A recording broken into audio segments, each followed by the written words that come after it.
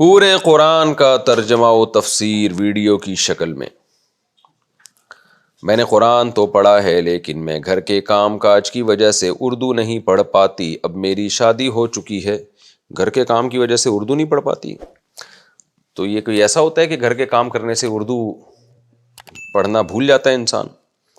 خیر جی, گھر کے کام میں مصروف رہتی ہوں ماشاءاللہ جی, ٹائم نہیں مل پاتا. آپ سے درخواست ہے کہ آپ قرآن مجید کو پہلے پارے سے شروع کر کے کچھ آیات کی شارٹ ویڈیو بناتے رہیں تاکہ مجھ جیسے لوگ جو قرآن کو نہیں سمجھ پاتے وہ بھی آسانی سے سمجھ جائیں. ارم صاحبہ انڈیا سے.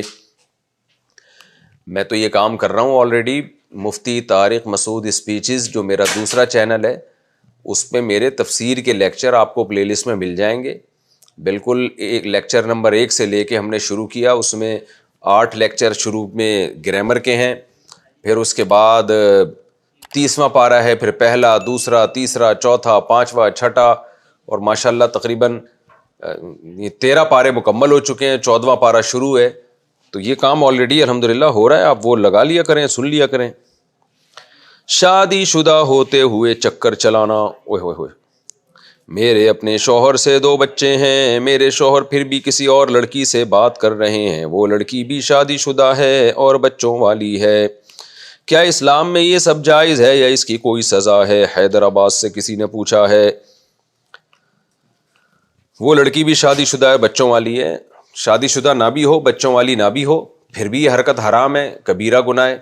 اور شادی شدہ اور بچوں والی, شادی شدہ ہو یہ اور زیادہ بڑا جرم ہے. اور اس لڑکی کو بھی کمبخت کو سوچنا چاہیے کہ تو میرڈ ہے, تیرا میاں ہے, تو کیسے تو بھائی کسی غیر مرد سے باتیں کر رہی ہے, دل بہلا رہی ہے اس کے ساتھ. تو یہ ہماری سوسائٹی میں جب اللہ کا خوف ختم ہو گیا تو پھر اس کے یہ نتائج ہیں. باقی شریعت کی سزا تو اس بارے میں بہت سخت ہے, لیکن وہ سزا دے گا کون؟ حکومتیں تو اسلام کو فالو نہیں کر رہی ہیں آج کل, تو دے گا کون وہ سزا؟ تو مسئلہ سارا ہی ہے. تو اللہ, آپ اپنے شوہر کو ڈرائیں, اللہ کے عذاب سے ڈرائیں, اور اگر کچھ ہنگامہ شنگامہ کر سکتی ہیں لڑکی والوں کے گھر جائیں, اس کے میاں کو بتائیں. پہلے تو ایک دھمکی دیں اس لڑکی کو کہ تیرے میاں کو میں بتا دوں گی, کسی طرح سے نمبر ٹریس کریں.